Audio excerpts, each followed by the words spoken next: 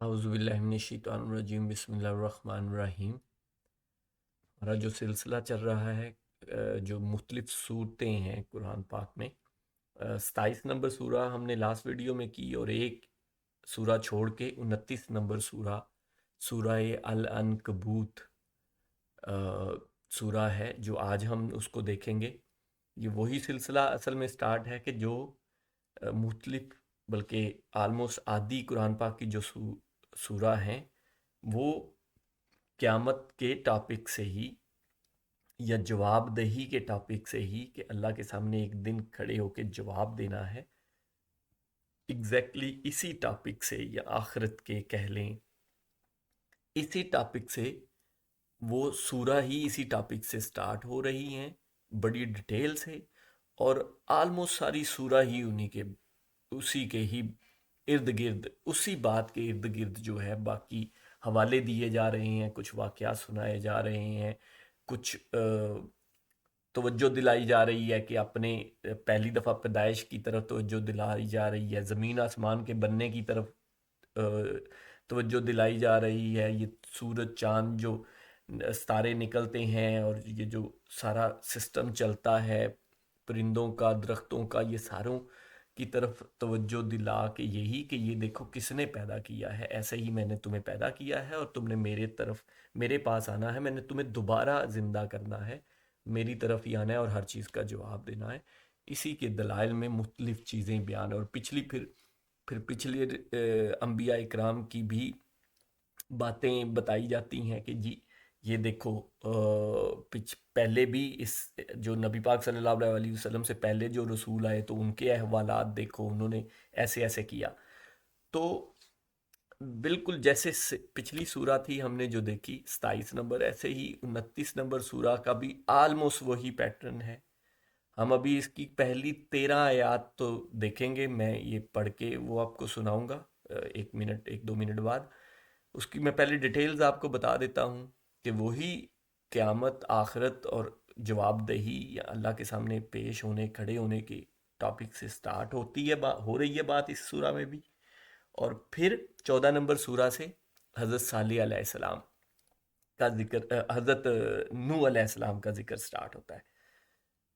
حضرت آدم علیہ السلام کے بعد مین جو نبی تھے وہ حضرت نوح علیہ السلام ہی تھے، ان کے بعد پھر حضرت ابراہیم علیہ السلام کے تھے۔ تو ایگزیکٹلی اس میں بھی حضرت نوح علیہ السلام سے سٹارٹ ہوتی ہے بات، پھر حضرت ابراہیم علیہ السلام پہ جاتی ہے، پھر حضرت یعقوب اور حضرت اسحاق علیہ السلام پہ، حضرت اسحاق اور حضرت یعقوب علیہ السلام پہ آتی ہے، اور یہ چند دو دو آیات، دو دو تین تین آیات میں ان کا ذکر کیا جاتا ہے، اور پھر آگے حضرت لوط علیہ السلام، پھر حضرت شعیب علیہ السلام۔ تو ان سارے جو بنی اسرائیل کے انبیاء اکرام ہیں، ان کے مینلی جو، اگین یہاں حضرت عیسیٰ علیہ السلام کا ذکر نہیں ہے، پھر حضرت موسیٰ علیہ السلام کا ذکر، تو یہ ساروں کا ذکر تھوڑا تھوڑا دو دو تین تین آیات میں، ٹوٹل اس کی 69 آیات ہیں، 69 آپ کہہ سکتے ہیں انگلش میں۔ تو پھر یہ چند آیات کر کے اس کے بعد پھر بڑی ڈیٹیل سے، پھر وہی پیٹرن سے کہ یہ ان سب کا بھی پہلے بھی یہی ہوا، تم لوگ نیک اعمال کرو گے تو جنتیں ہوں گی، پھر وہی قیامت کا، حساب کا، آخرت کا، جواب دہی کی باتیں، بڑی ڈیٹیل سے ٹاپک، اس میں بڑی امپورٹنٹ آیات بھی ہیں آگے، آپ ضرور پڑھیے گا۔ اور پھر یہ ہے کہ اگین پیدائش والی بات جو ہے وہ پہلی پیدائش کی بات کی، پھر اسی طرح کہا کہ دوسری پیدائش کو بھی ایسے ہی ہوگی، پھر اور باقی چیزوں کی پیدائش کی طرف، پرندوں کی روزیوں کی طرف اور ان کی پیدائش کی طرف، پھر اسی طرح کرتے ساری یہی ٹاپک سٹارٹ ہوتے اینڈ تک جو ہے یہی ٹاپک رہتا ہے۔ تو یہ ساری ڈیٹیل ہے، اور ایسے ہی پچھلی بھی جو ہم نے سورہ کی ہیں ان کا بھی آلموسٹ، جن کا میں نے ایسے پیٹرن نہیں بھی بتایا ان کے بھی آلموسٹ پیٹرن ایسے ہی ہیں، انلیس کوئی جو شروع والی دو چار لمبی آیات سورہ تھی ان میں پھر ٹاپکس چینج بھی ہو جاتے ہیں بیچ میں اوبیسلی۔ تو اس کا ہم اگر پہلی تو اس کی میں نے آیت بالکل ہی چھوٹی سی تھی، تو پھر اس لیے الف لام میم سے ہی سٹارٹ ہوتی ہے یہ بھی سورہ۔ سورہ نمبر 29 آیت نمبر 2، کیا لوگوں نے یہ گمان کر رکھا ہے کہ ان کے صرف اس دعوے پر کہ ہم ایمان لائے ہیں ہم انہیں بغیر آزمائے ہوئے ہی چھوڑ دیں گے؟ سمپل ابھی صرف ایک بیس بنائی جا رہی ہے پیچھے پہلی 3 4 آیات میں، تو وہ ہم پڑھتے ہیں، ان سیگلوں کو بھی ہم نے خوب جانچا، یقیناً اللہ تعالیٰ انہیں بھی جانچ لے گا جو سچ کہتے ہیں، اور انہیں بھی معلوم کر لے گا جو جھوٹ کہتے ہیں۔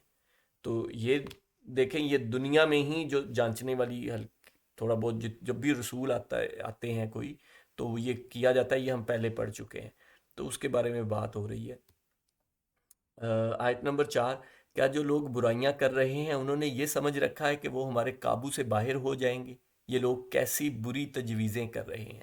تو یہ دیکھیں، قیامت کا یا جواب دہی کا ٹاپک جو ہے وہ آلموسٹ سمجھے پہلی آیت سے ہی شروع ہو گیا، تھوڑی سی بیس بنا کے۔ تو بات ایگزیکٹلی وہی ہے کہ جو اس دنیا میں میں جو کہتا ہوں کہ قرآن دین کا ہمارے کا ایک ہی چھوٹا سا ہی پیغام ہے، مینز ایک لائن میں بیان کیا جا سکتا ہے، وہ یہی ہے کہ جو کچھ تم اس دنیا میں کر رہے ہو یہ نہ سمجھو کہ بس یہ یہی ہے، ان سب کا جواب دینا ہے۔ تو ایگزیکٹلی اس آیت میں وہی بات ہوئی ہے۔ آیت نمبر 5، جسے اللہ کی ملاقات کی امید ہو، پس پس اللہ کا ٹھہرایا ہوا وقت یقیناً آنے والا ہے۔ اب ایگزیکٹلی یہ دیکھیں، بات شروع ہوگی، وہ سب کچھ جاننے والا، سب وہ سب کچھ سننے والا، سب کچھ جاننے والا ہے۔ تو ایگزیکٹلی یقیناً وقت وہی قیامت کی بات ہوگی شروع، اور ٹھہرایا وقت اس کو کہا جا رہا ہے۔ آیت نمبر 6، اور ہر ایک کوشش کرنے والے اپنے ہی بھلے کی کوشش کرتا ہے، ویسے تو اللہ تعالیٰ تمام جہانوں والوں سے بے نیاز ہے۔ بڑی امپورٹنٹ بات ہے، بڑی امپورٹنٹ آیت ہے۔ یہاں یہ بتایا جا رہا ہے کہ اللہ تعالیٰ کو تمہارا کچھ نہیں چاہیے جو تم کر رہے ہو، وہ اپنے لیے ہی کر رہے ہو، اپنے بھلے کے لیے کرو گے اگر کچھ اچھا کرو گے تو۔ اللہ کو کیا چاہیے؟ اللہ تو بے نیاز ہے۔ قل هو اللہ احد کی سورہ میں ہم نے پوری سورہ جو پڑھی تھی، وہ ایک ویڈیو ہے توحید و شرک میں، بلکہ پہلی، میرے خیال سے میری پہلی دوسری یا تیسری، یہی پہلی یا دوسری ہوگی میرے خیال سے، یہی ویڈیو ہے ایگزیکٹلی توحید و شرک میں۔ تو اس میں بڑی ڈیٹیل سے بے نیاز کا کیا مطلب ہے، کہ اس کو کچھ نہیں چاہیے، وہ تو ان سب چیزوں، وہ تو خالق مالک ہے، اس نے تو سب کچھ پیدا کیا ہے، وہ تو دیتا ہے، اس کو تو کچھ نہیں چاہیے۔ تو جو، اور یہاں بڑا اچھا ورڈ یوز ہوا ہے، اور اوپر عربی میں بھی آپ پڑھیں، ومن جاہدہ، جس نے کوشش کی، اور ہر ایک کوشش کرنے والا۔ تو ہمارا اصل میں امتحان کوشش ہی ہے۔ ہم نے یہ نہیں ہے کہ کوئی بھی انسان پرفیکٹ تو نہیں ہے نا، ہم نے تو کوشش ہی کرنی ہے کہ ہم اچھے کام کریں، اور جتنا جس کو دیا گیا ہے، جتنی عقل دی گئی ہے، جتنا اختیار دیا گیا ہے، جتنی روزی دی گئی ہے، جتنی اولاد دی گئی ہے، جتنا مال دیا گیا ہے، یہ ساری جو انسان کے پاس طاقتیں ہوتی ہیں اس دنیا میں، جتنا وہ دیا گیا ہے اس کے اندر رہتے ہوئے اس نے کتنی کوشش کی۔ اب جس کو عقل کم دی ہوئی ہے تو اس کی کوشش بھی کم ہے، جس کو مال و دولت کم ہے تو اس کی کوشش بھی اسی حساب سے ہے نا۔ مینز اس نے اربوں کروڑوں روپیہ تو نہیں اللہ کی راہ میں خرچ کرنا، یا لاکھوں تو نہیں خرچ کرنا، اس کے پاس تو ہزاروں ہے، تو اس کی کوشش یہی دیکھنی ہے کہ وہ ہزاروں میں کیا کرتا ہے۔ تو کوشش ہے اصل میں، کوشش کا ہی حساب ہونا ہے، یہ نہیں ہونا کہ کون نے کس نے کتنا زیادہ کیا، یا کون کس منزل تک پہنچا، نہیں، کس نے کتنی کوشش کی اللہ کی راہ میں پہ چلنے کی، اسی کا حساب ہے، اور وہ اس کے اپنے فائدے کے لیے ہی ہے۔ یہاں اس آیت میں یہی بتایا جا رہا ہے۔ آیت نمبر 7، اور جن لوگوں نے یقین کیا اور مطابق سنت کام کیے، یہاں مطابق سنت جو ہے وہ اوپر جو عربی ہے اس کا یہ مطلب نہیں ہے، یہ جو ترجمہ کرنے والے نے اپنا مطلب اس کا نکالا ہے، اوپر ہے والذین آمنوا وعاملوا الصالحات، کہ وہ لوگ جو ایمان لائے، اور جنہوں نے نیک یا اچھے اعمال کیے، صالح اعمال کیے، صالحات و عاملوا صالحات، جنہوں نے صالح اعمال کیے، اور یقیناً سنت سے بڑھ کے صالح اعمال کیا ہو سکتے ہیں، لیکن میں نے صرف یہ پوائنٹ آؤٹ کیا ہے کہ سنت کا یا اوپر وہ اس میں عربی میں ورڈ نہیں ہے ایسا کچھ، لیکن اور اس سے ایک دوسرا مطلب بھی نکالا جا سکتا ہے کہ جو ایمان لایا اور اس نے نیک عمل کیے تو وہ کوئی بھی ہو تو اس کو بخشش ہو جائے گی.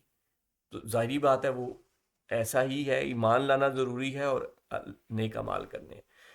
اچھا، ہم ان کے تمام گناہوں کو ان سے دور کر دیں گے. اب یہ دیکھیں کہ اللہ پاک خود یہاں گارنٹی کر رہے ہیں، جو میں کہتا ہوں کہ سفارش یا وہ بھی اس میں بھی شفاعت میں بھی آلموسٹ یہی چیز. اللہ پاک خود بھی کہہ رہے ہیں کہ جنہوں نے ایمان لائے اور نیک اعمال کیے ان کے تمام گناہوں کو ان سے دور کر دوں گا. ایک تو دنیا میں بھی ان کو گناہوں کی ترغیب سے تھوڑا اللہ پاک کی پھر حفاظت ہو جاتی ہے، اور یہاں پہ پہلے وہ صالح اعمال کریں گے پھر اللہ کی نصرت ان کے ساتھ آئے گی. ایسا نہیں ہے کہ کوئی انسان ایسے اللہ نے چوز کر لی ہیں کہ ان کے ساتھ اللہ کی نصرت ہے اور باقیوں کو جو ہے وہ ہدایت نہیں دے رہا اور ان کو گمراہی. تو پھر حساب کس چیز کا ہے؟ حساب تو سب کے لیے لیول پلینگ فیلڈ ہے. لیکن جو پہلے اپنے نیک اعمال کریں گے، صالح اعمال کریں گے، سنت کے مطابق کام کریں گے، ان کو پھر ان کے گناہوں سے دور، ان کی پھر اللہ کی نصرت ہوتی ہے، ان کو تھوڑا سا اللہ کی نصرت مل جاتی ہے اور وہ تھوڑا دور رہتے ہیں. اور آخرت میں بھی ان کے جو چھوٹے موٹے گناہ صغیرہ ہوں گے تو وہ ان کو وہ بھی دور کر دیے جائیں گے. مینس جو انہوں نے بولے چوکے میں کسی مجبوری میں کر دیے، بس صحیح ہے، اللہ پاک ان سے اگنور کر دیں گے اس کے.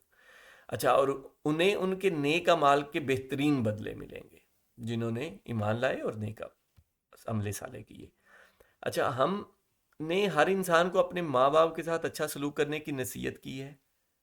ہاں، اگر وہ یہ کوشش کریں کہ آپ میرے ساتھ اسے شریک کر لیں جس کا آپ کو علم نہیں تو ان کا کہنا نہ مانیں. اچھا، ہر انسان کو اللہ پاک نے یہ ماں باپ کے ساتھ اچھا سلوک کرنے کا یہ میرے خیال سے 4 5 6 جگہوں پہ قرآن پاک میں بیان ہوا ہے. تو یہ اللہ پاک بڑی مطلب ہمیں اس چیز کی ترغیب دیتے ہیں کہ اپنے ماں باپ کے ساتھ اچھا سلوک کرنا ہے ہر حال میں، صرف ایک کام میں نہیں کرنا اگر وہ شرک کی طرف لے کے جائیں. اور ساتھ میں لکھ دیا جس کا آپ کو علم نہیں، جس کا علم نہیں ہے. شریک کوئی شریک ہو سکتا ہے توحید کے علاوہ کچھ اور ہو ہی نہیں سکتا، یہ اللہ پاک نے علم ہی نہیں دیا. ٹھیک ہے، یہ علم ہم لوگوں کو، ہم اس کو خود سے بناتے ہیں. اللہ نے ہمیں ایسا، ہماری نیچر میں ایسی کوئی چیز نہیں ڈالی. تو بہرحال نیک سلوک، اچھا سلوک کرنا چاہیے والدین کے ساتھ، یہ یہاں ترغیب دی جائے. اچھا، تم سب کا لوٹنا میری ہی طرف ہے، پھر میں ہی اس چیز سے جس سے تم کرتے تھے تمہیں خبر دوں گا. تو وہی اگین بات جو قیامت کی جو اصل چیز جو میں کہتا ہوں دین کا اصل پیغام وہ یہی ہے کہ لوٹنا اللہ کی طرف ہے، اور ایک ایک چیز بتائے گا اللہ پاک. آیت نمبر 9، اور جن لوگوں نے ایمان قبول کیا اور نیک کام کیے انہیں میں اپنے نیک بندوں میں شمار کر لوں گا. اس سے بڑی کیا چیز ہو سکتی ہے کہ اللہ اپنے نیک بندوں میں ان کو شمار کر لے، کیا قیامت والے دن اور اس دنیا میں بھی. آیت نمبر 10، اور بعض لوگ ایسے بھی ہیں جو زبانی کہتے ہیں کہ ہم ایمان لائے ہیں، لیکن جب اللہ کی راہ میں کوئی مشکل آن پڑتی ہے تو لوگوں کو ایذا دہی کی کو اللہ تعالیٰ کے عذاب کی طرح بنا لیتے ہیں. تو لوگوں کی ایذا دہی کو اللہ تعالیٰ کے عذاب کی طرح بنا لیتے ہیں. تو یہ منافقوں کی بات ہو رہی ہے، اور پھر وہ لوگوں کو کوئی مشکل پڑتی ہے تو وہ اللہ کا کہتے ہیں کہ یہ تو اللہ کی طرف سے عذاب ہے. ہاں، اگر اللہ کی مدد آ جائے تو پکار اٹھتے ہیں کہ ہم تو تمہارے ساتھی ہی تھے. مینز منافق ہے نا، اگر کوئی کچھ مشکل آ گئی تو دور ہو گئے، کوئی اچھی چیز ہو گئی تو کہا جی ہم تو ساتھی ہیں. کیا دنیا جہان کے سینوں میں جو کچھ ہے اسے اللہ تعالیٰ دانا نہیں ہے؟ کہ وہی اگین بات آ گئی، جو کچھ بھی کر رہے ہو اللہ کو سب پتہ ہے، اور ان سب کا ایک دفعہ پکڑے گا تم کو لوگوں کو. اگلی آیت میں یہی ڈیٹیلز ہم دیکھتے ہیں.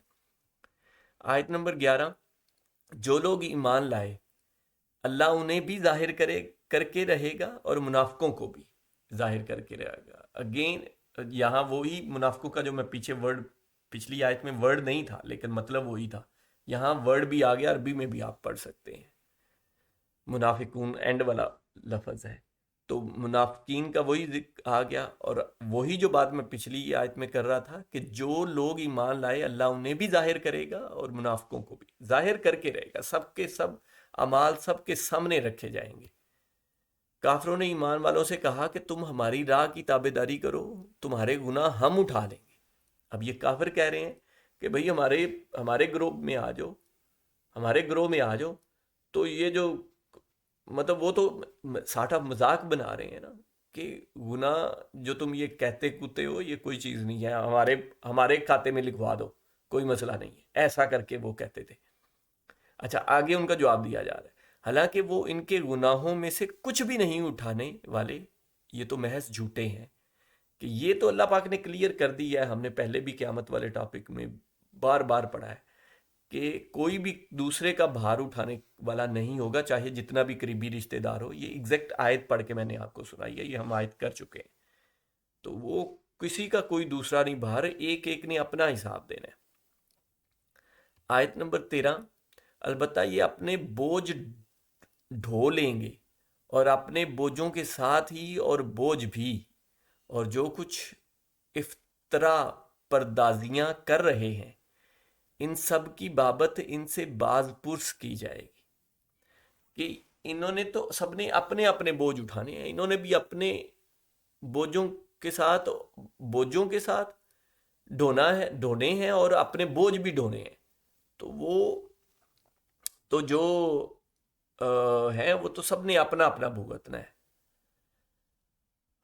اچھا سوری، البتہ یہ اپنے بوجھ ڈھو لیں گے اور اپنے بوجھوں کے ساتھ اور بوجھ بھی، کہ یہ جو یہ کر رہے ہیں دوسروں کے بھی اصل میں بوجھ لے رہے ہیں، گناہ لے رہے ہیں، فائدہ کوئی نہیں ہوگا۔ جو ان کے بوجھ ہوں گے جو ان کے ساتھ آ کے شامل ہوگا اس کے تو اپنا اس کو ملے گا، لیکن ان کو اپنے گروہ میں لانے کے لیے جو اللہ کی راہ سے بٹکا رہے ہیں ان کو مزید بوجھ ہو جائے گا ان پہ۔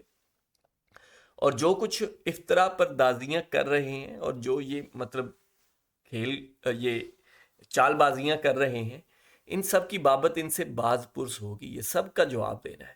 اس سے اب اگلی آیت ایگزیکٹلی حضرت نوح علیہ السلام کی، اور میں نے پوری وہ ڈیٹیل بتا دی ہے، آپ ضرور آگے بھی پڑھیے گا۔ جزاک اللہ خیر۔